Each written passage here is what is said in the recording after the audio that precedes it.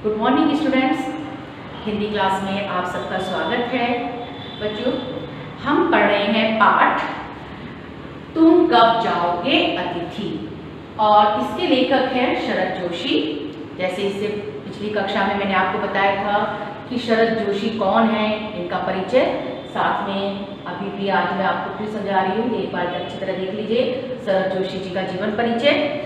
आज मैं इस पाठ का सार आपको बताती हूँ कि इस पाठ में क्या है। सबसे पहले इनका शीर्षक एक बार अच्छी तरह समझ लीजिए, तुम कब जाओगे अतिथि। अर्थात लेखक जो है अतिथि से जाने की विनती कर रहा है और वो प्रश्न कर रहा है कि तुम कब जाओगे, तुम मेरे घर में जो इतने समय से रुके हुए हो, आखिर मेरे घर से कब जाओगे, मैं तुमसे परेशान हो चुका हूँ। ये आप जानते हैं कि हमारी भारतीय संस्कृति में जो परंपरागत रूप से चली आ रही है उसमें अतिथि देवो भव कहा जाता है, अर्थात अतिथि ही देवता होता है।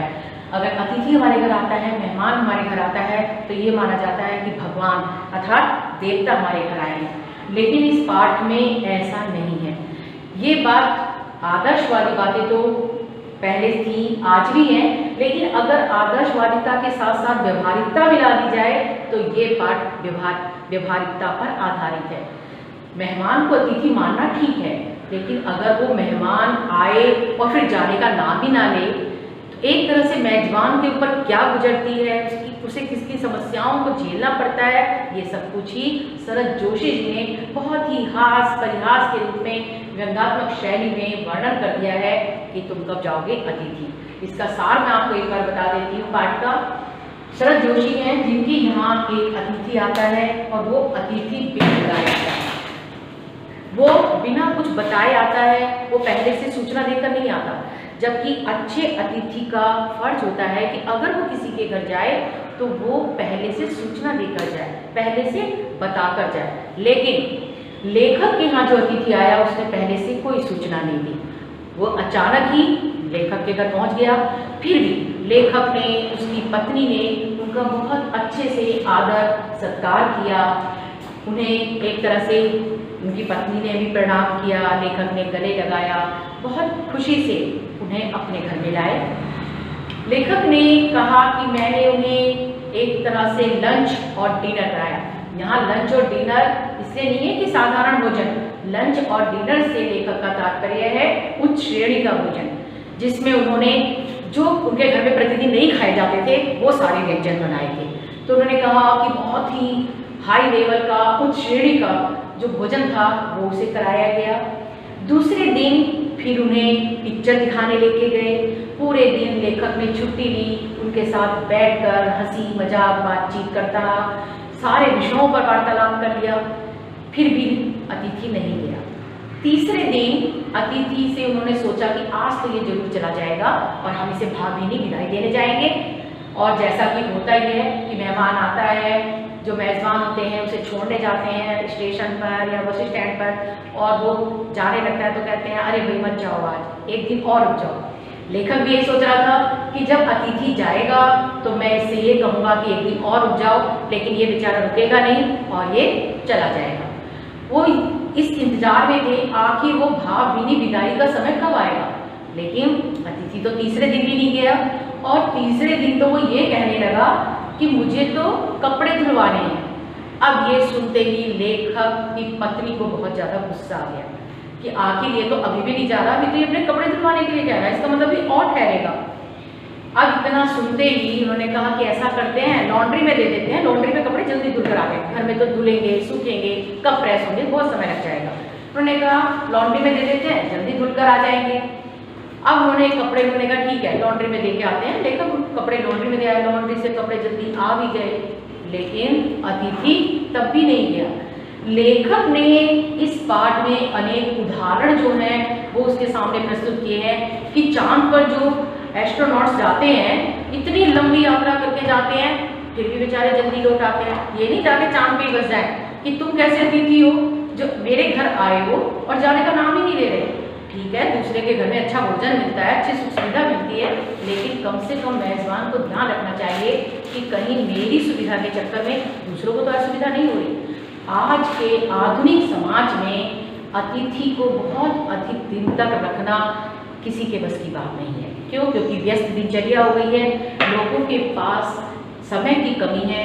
आजकल सीमित परिवार हैं, छोटे परिवार हैं। पहले बड़े परिवार होते थे, मान लीजिए मेहमान आते थे, बहुत सारे घर में परिवार के सदस्य होते थे, कोई ना कोई उनके आदर सत्कार में लगा आता था। लेकिन आज की आधुनिक अगर हम युग की बात करें तो एक तरह से सीमित परिवार है, किसी के पास समय नहीं है कि वो अतिथि के साथ बैठा हुआ बातें करता है।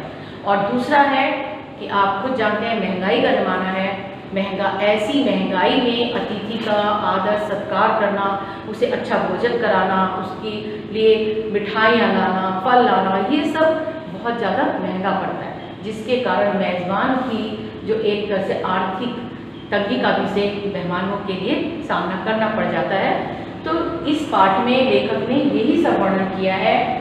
लेखक के घर उस अतिथि 4 दिन तक रहा। 4 दिन रहने के बाद 5वां दिन भी आ गया और लेखक अब उसे सहन नहीं कर पा रहा था। लेखक को लग रहा था कि आज भी अगर ये नहीं जाता तो तब तो एक तरह से हम ये कहते हैं कि अच्छा शब्द नहीं है, तो ऐसे शब्द का भी प्रयोग करना पड़ सकता है और वो शब्द होता है गेट आउट, कि तुम मेरे घर से जा सकते हो। अब लेखक ने इसको इतने सुंदर ढंग से, इतनी रोचक शैली में इस पाठ को लिखा है कि जब हम इसे पढ़ते हैं हंसी भी आती है और इतनी बड़ी समस्या जो है वास्तव में उसको उन्होंने उजागर भी कर दिया है। उन्होंने कहा, माना ये बात सच है कि अतिथि देवो भव, अतिथि देवता होता है, लेकिन वो तब तक देवता होता है वो आए, पहली बात सूचना देकर आए। कभी भी भगवान देवता ऐसे बिन बुलाए नहीं आते, जब हम उन्हें बहुत ज़्यादा बुलाते हैं वो तब आते हैं और दर्शन देते ही तुरंत चले जाते हैं। जिन्हें हम नहीं बुलाते वो राक्षस होते हैं, अपने घर में हम नहीं चाहते कि हमारे घर में आए, वो राक्षस होते हैं और एक बार आ जाए तो जाने का नाम ही नहीं लेते।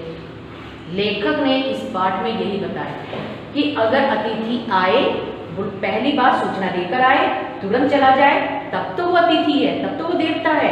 लेकिन अगर वो आए और फिर जाने का नाम ही ना ले तो वो फिर देवता नहीं, वो राक्षस हो जाता है। तब हम उसे अतिथि देवो भव नहीं कह सकते, तब ये सूक्ति यथार्थ नहीं हो सकती। तो ये है तुम कब जाओगे अतिथि। बच्चों सुन के लग रहा होगा कि पाठ जो है बहुत अधिक रोचक है और जब हम इसे पढ़ते हैं, पढ़ने में बहुत ज़्यादा आनंद की अनुभूति होती है।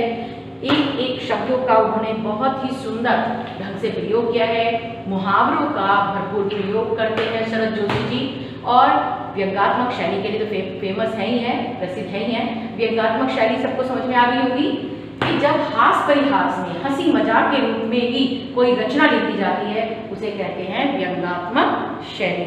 तो व्यंग्यात्मक शैली में ही लेखक शरद जोशी जी ने अपनी ये रचना लिखी है। बच्चों इसके ऊपर आपने देखा एक फिल्म भी बन गई है, वो फिल्म आपने सबने देखी होगी, वो भी इन्हीं शरद जोशी जी की जो रचना है ये तुम कब जाओगे अतिथि, इसी पर आधारित है। थोड़ा पटकथा जरूर बदल दी गई है, लेकिन शरद जोशी जी का जो ये उनकी रचना है वही उस फिल्म में प्रस्तुत की गई है कि अतिथि कोई पसंद नहीं करता आज की आधुनिक शैली में कि अतिथि इतने दिन तक उनके घर में रहे। अतिथि देवता होता है, लेकिन तब देवता होता है यदि वो मेजबान को कष्ट ना दे। अगर मेजबान उसके आने से खुश हो और फिर उनका भी केवल अपने सुख का ध्यान नहीं रखे, मेजबान के सुख का भी ध्यान रखे, आए, उनसे मिले और फिर खुशी खुशी शीघ्र ही वापिस चला जाए, तभी हम ये कह सकते हैं कि अतिथि की मर्यादा होती है। लेकिन अगर अतिथि आए और जाने का ही नाम ना ले तो ऐसे अतिथि को अतिथि नहीं कहा जा सकता, फिर तो वो एक तरह से हमारे लिए कष्टकारक हो जाता है, एक राक्षस का रूप हो जाता है। तो अब हम बच्चों आगे अगली कक्षा में पुस्तक लेकर बैठेगा। मैं आपको पुस्तक में जो भी है सार मैंने आज आपको समझा दिया है, और अब पैराग्राफ के साथ साथ प्रश्न संख्या के साथ साथ मैं आपको उसको व्याख्या करती जाऊंगी। आशा है तुम कब जाओगे अतिथि पाठ के शीर्षक का अर्थ और पाठ का सार आपको समझ में आ गया होगा। साथ में उससे पहली कक्षा में मैंने आपको लेखक का परिचय बता दिया था, तो शरद जोशी कौन है उनके बारे में भी आपको अच्छी तरह जानकारी मिल गई होगी। Thank you.